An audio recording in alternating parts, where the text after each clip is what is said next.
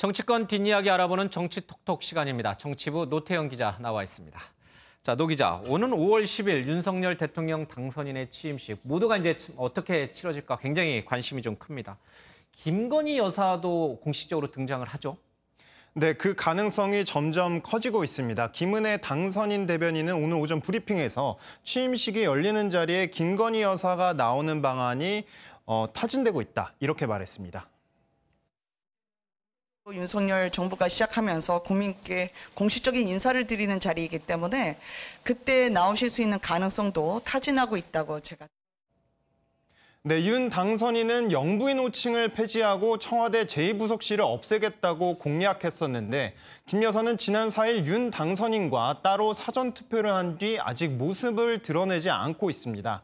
이렇게 취임식까지 대외 행보를 하지 않는다면 사전투표 이후 2달여 만에 등장하는 셈입니다. 예.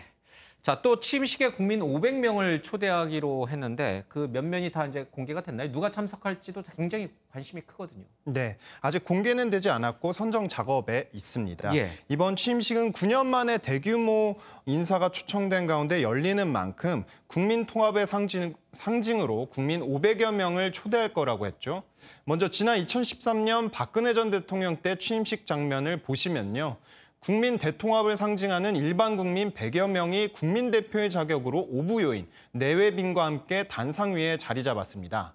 싸이의 강남 스타일에 출연하면서 리틀 싸이로 불렸던 아이가 베트남에서 귀한 어머니와 함께 단상에 오르기도 했습니다. 예.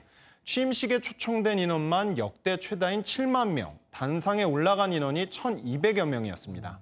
이번 취임식도 이와 비슷하거나 더 크게 진행되지 않을까 예측할 수 있습니다.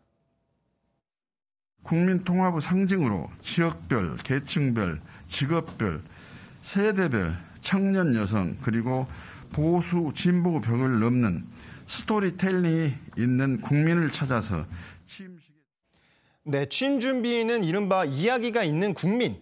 이 국민들을 어떻게 선정할 것이냐 구상하고 있는 것으로 전해졌는데요. 예. 또 이렇게 초청된 국민이 취임식에서 일종의 퍼포먼스를 하는 방식도 고려되고 있는 것으로 전해졌습니다. 예. 자, 어떻게 행사가 치러질지 좀 기대가 됩니다.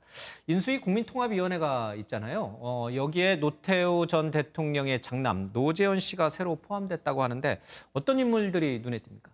네, 오늘 국민통합위원회는 2차 인선 명단을 발표했습니다. 말씀하신 대로 고 노태우 전 대통령의 장남이죠. 예. 노재현 동아시아 문화센터 이사장은 노 전 대통령 사망 전부터 국립 5.18 민주묘지를 찾아 아버지를 대신해 사죄해 왔습니다. 특히 5.18 희생자에 대한 가슴 아픈 부분이나 여러 가지 일들에 대해서 본인의 책임 또 본인의 과오가 있었다면 너그럽게 용서해 주시고. 또 안철수 인수위원장의 멘토로 불렸다가 대선 당시 국민의힘 공동선대위원장으로 합류하기도 했던 김민전 경희대 교수도 포함됐습니다. 이외에도 미실, 열애 등 베스트셀러의 저자인 소설가 김별아 씨 등이 눈에 띄었습니다. 예.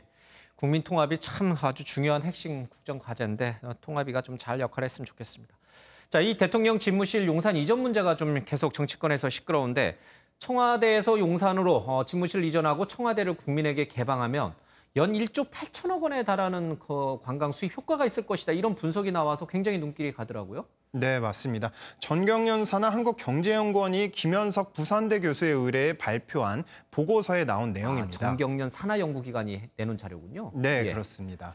이 보고서가 분석한 연 1조 8천억 원이라는 수치는 앞서 문체부 산하 한국문화관광연구원이 추산한 2천억 원의 9배에 달하는 규모인데요.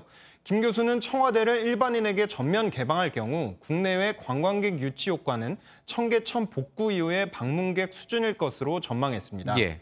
전면 개방 시 경복궁역에서 경복궁, 청와대를 거쳐 북악산으로 가는 등산로가 개방되는 효과도 있다고 분석했습니다. 다만 어제 국회에서 한국문화관광연구원이 내놓은 2천억 원이라는 효과조차 신뢰할 수 없다는 지적이 일기도 했습니다. 한국문화관광연구원처럼 이렇게 부실하게 뭐랄까요, 부안해동이라고 할까요? 뭐 이렇게 자꾸 정책을 발표해서 국민들의 판단을 흐리거나 호도하는 그런 것은. 네, 이번 정경련 보고서는 해외 관광객으로 인한 경제 효과도 포함해 관광연구원의 수치보다 크게 산출됐다고 하지만 일각에서는 문재인 정부에서 외면당했던 정경련이 윤석열 당선인 공약에 적극 힘을 실어주는 방식으로 위상 되찾기에 나선 것이라는 해석도 나오고 있습니다. 신뢰성을 둘러싼 논란은 한동안 불가피할 것으로 보입니다. 예, 잘 들었습니다. 노태현 기자였습니다. 고맙습니다.